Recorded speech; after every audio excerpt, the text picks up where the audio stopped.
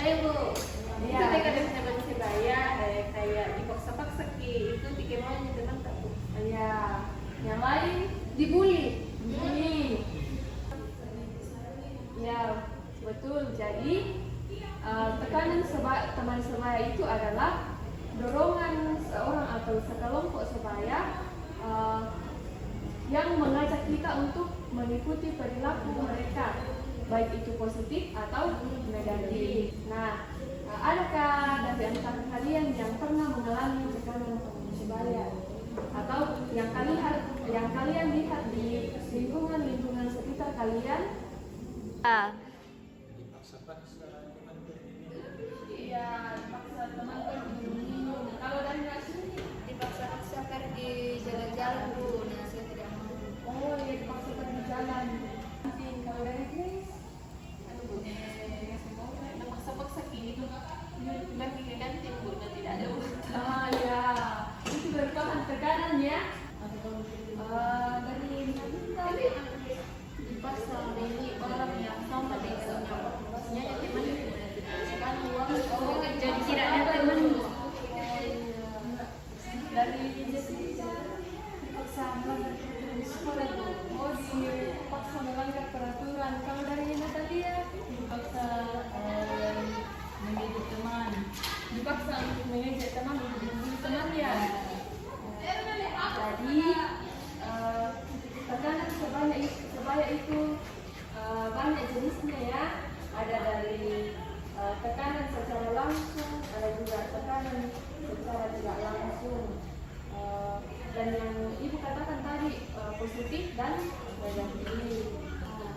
Jadi tekanan langsung itu di mana seseorang secara langsung diajak atau dipaksa untuk melakukan sesuatu yang mungkin mereka tidak mau lakukan. Dia terus dipaksa dari temannya. Ya, kalau tekanan secara tidak langsung itu misalnya dorongan untuk terus bersama teman-temannya karena takut kalau misalnya tidak bisa ikuti terus nanti dibisarkan di kelompoknya, di alur gengnya. Kalau tekanan secara positif itu misalnya diajak untuk sambil belajar.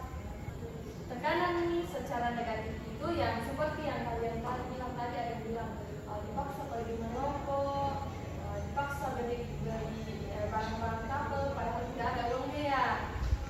Kemudian dipaksa lagi membolos, membuli. Nah, banyak sekali tekanan negatif dari teman sebaya.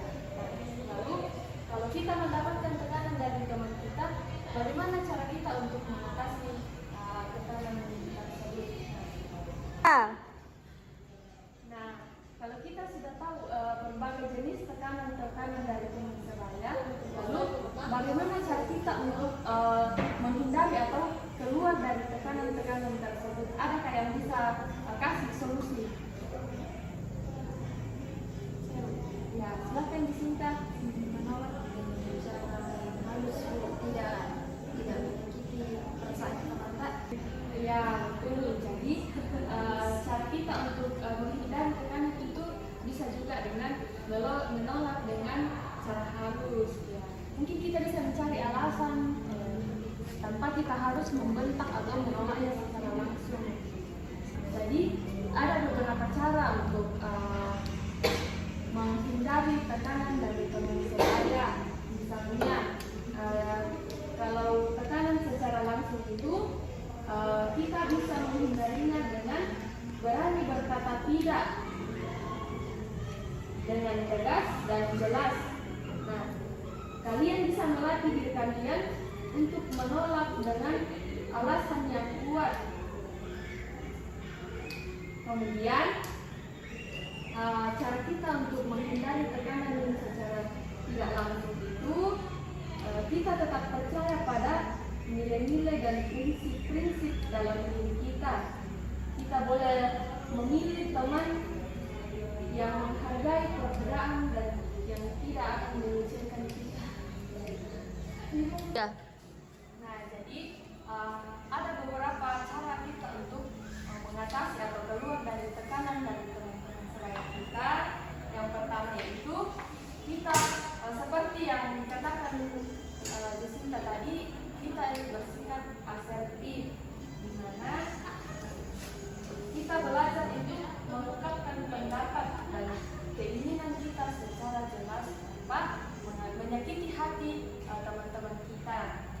Kemudian yang kedua yaitu kita bisa membangun kepercayaan pada diri kita sendiri. Nah, dengan memiliki keyakinan pada diri, seseorang lebih mampu untuk menolak tekanan dari teman sebaya. Oke, kira-kira dari apa yang telah kita diskusikan pada hari ini, apa yang kalian dapatkan pada diskusi kita hari ini? Mungkin boleh dimulai dari Natalia.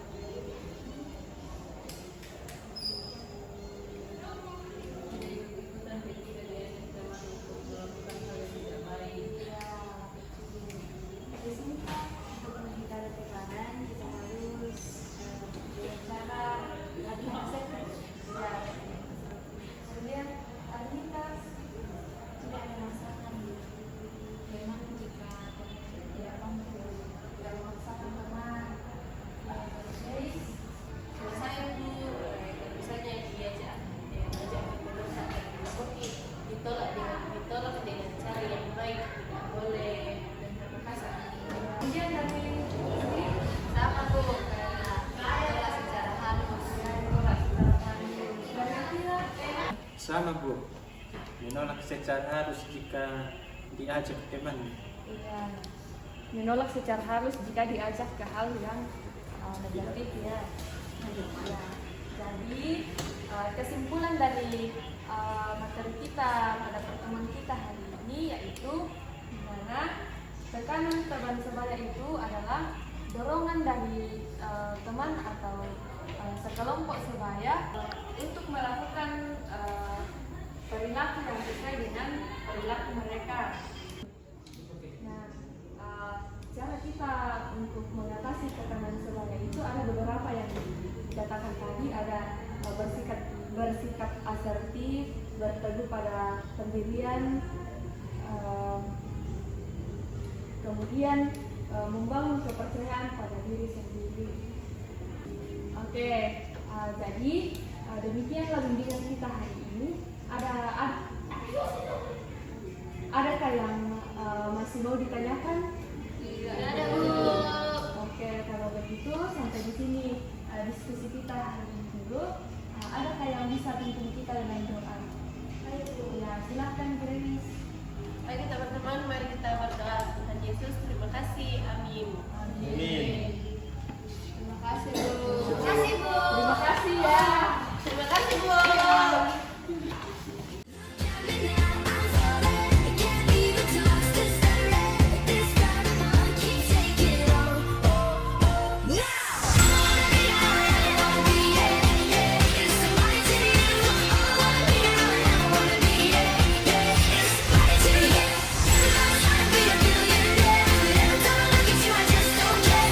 Iya, silakan masuk.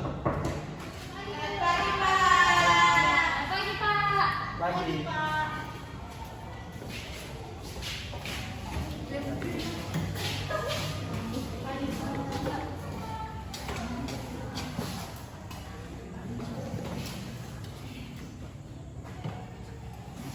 Iya, apa kabar? Baik Pak. Ya, sebelum datang ke sini kalian dari mana? Dari gereja Pak. Dari kantin Pak. Dari Oh, gereja Pak. Dari gereja. Iya, lagi datang pulang bisa. Oh, iya. Hari ini kalian tahu kita datang ke sini untuk apa? Belajar Pak. Bukti cek. Ya, jadi kita datang ke sini itu yaitu untuk bimbingan kelompok ya. Ya Nah, Pak. jadi sebelum kita mulai bimbingan kita, ya ada yang pimpin doa. Ya, Saya. silakan. Ya, silakan. Teman-teman dan Bapak, mari kita berdoa. Amin. Amin.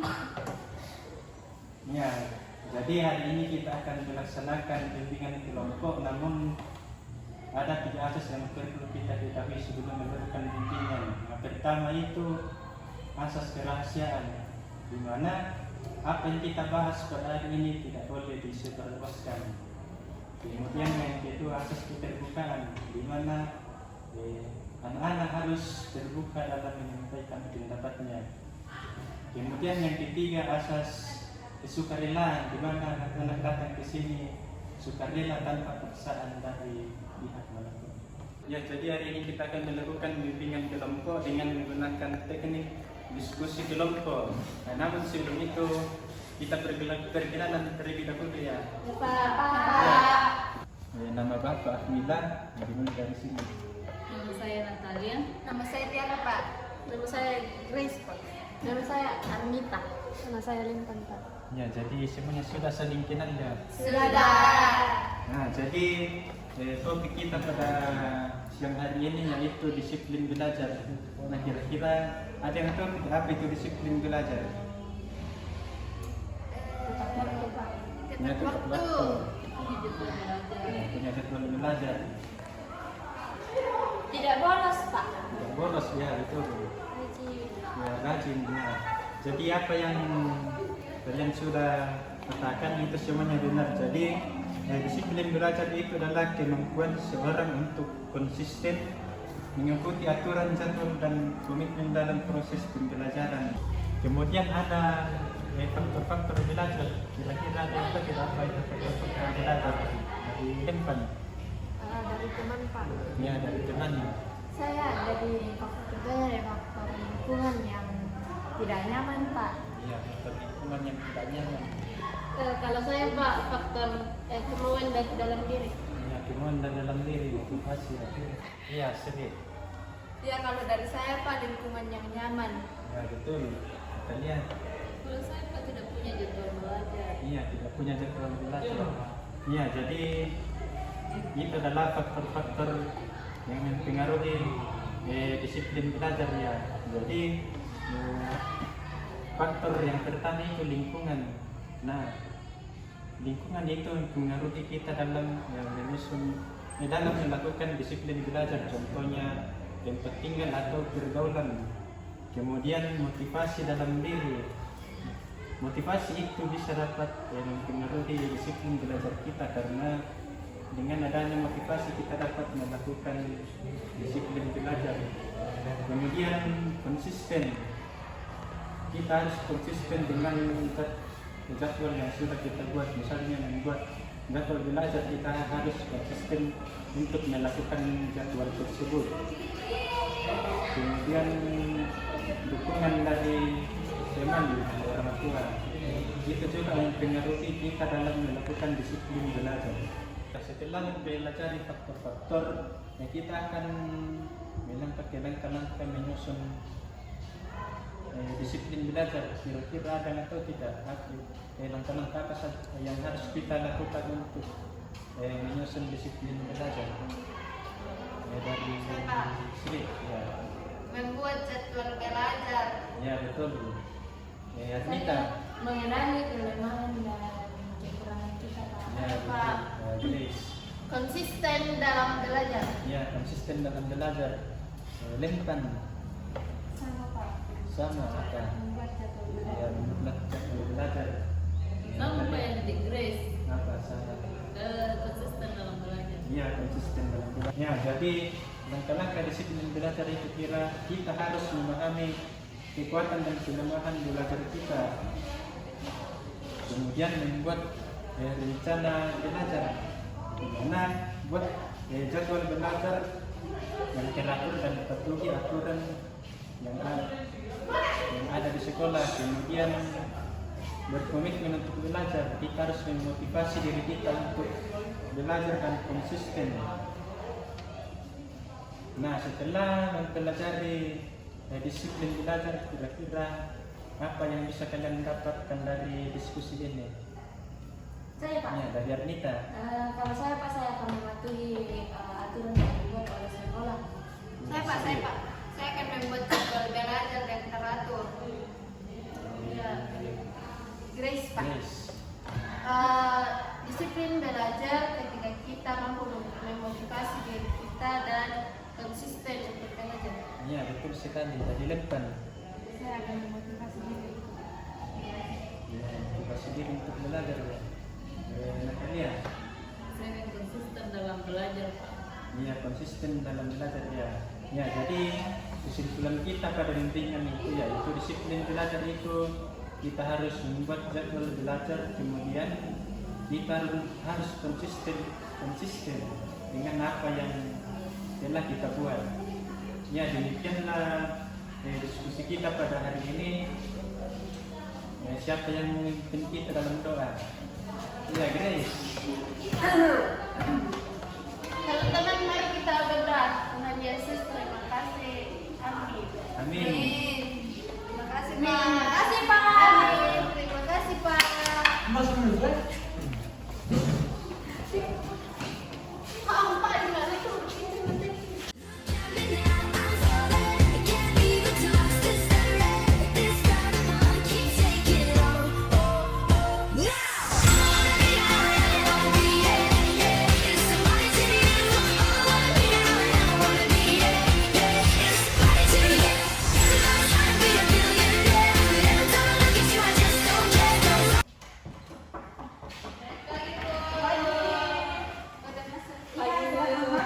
Good morning, ma'am. Iya, good morning.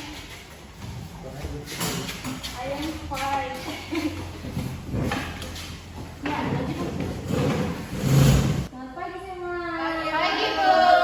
Ya, apa kabar hari ini? Baik. Ya, kalian semua dari mana? Dari kantin, Bu. Oh, ada yang dari kampus, ada yang dari kantin, dan ada yang dari rumah ya. Iya. Iya, Bu. Baik, sebelum kita lanjut ke bimbingan kita pada saat ini, adakah yang mau pimpin kita dalam doa? Iya, Tiara, silakan. Ya, mari kita berdoa. Amin. Amin. Ya, baik. Topik kita, semuanya sudah saling kenal? Belum. Lupa ya. Ya, baik, kita akan memperkenalkan diri dulu. Nama Ibu, Ibu Anita. Silakan melanjutkan sebelah kanan. Halo, Denpan. Halo. Nama saya Grace, Bu. Halo, Grace. Nama saya Tiara, Bu. Halo, Tiara. Hai. Nama saya Bila. Halo, Tiara. Halo. Nama saya Natalia. Halo, Natalia.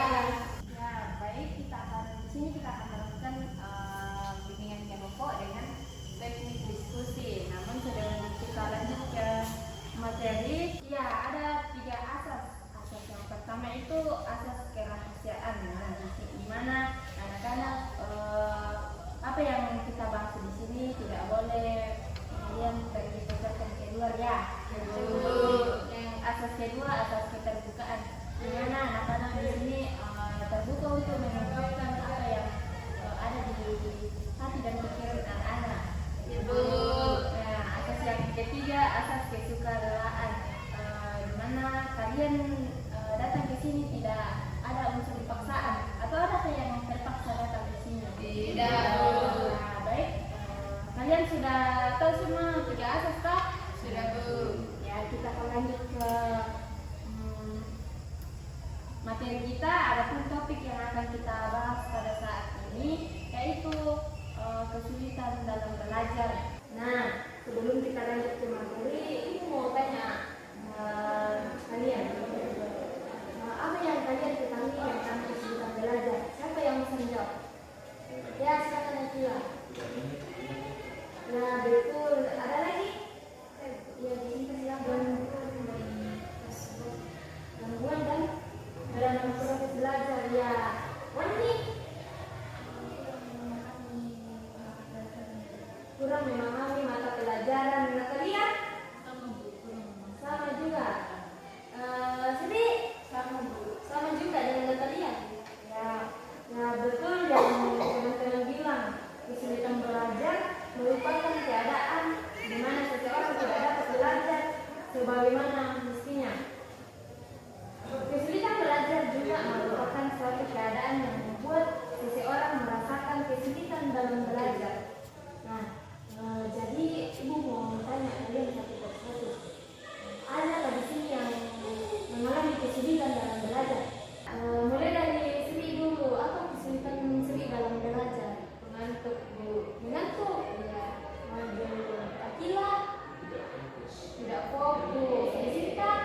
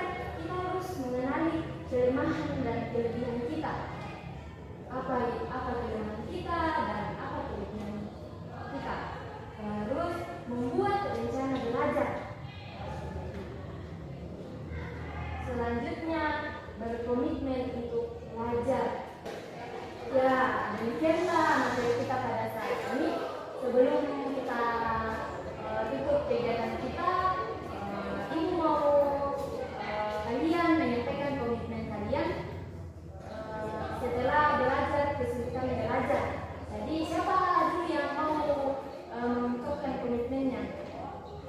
Ya, silakan disingkat.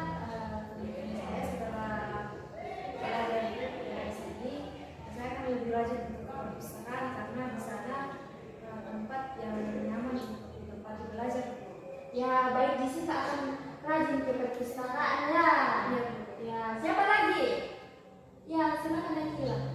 Saya sekedar mengikuti kegiatan ini, saya bisa lebih fokus lagi saat belajar supaya pelajaran yang diberikan bisa cepat saya pahami. Ya, Akila akan lebih fokus lagi belajar.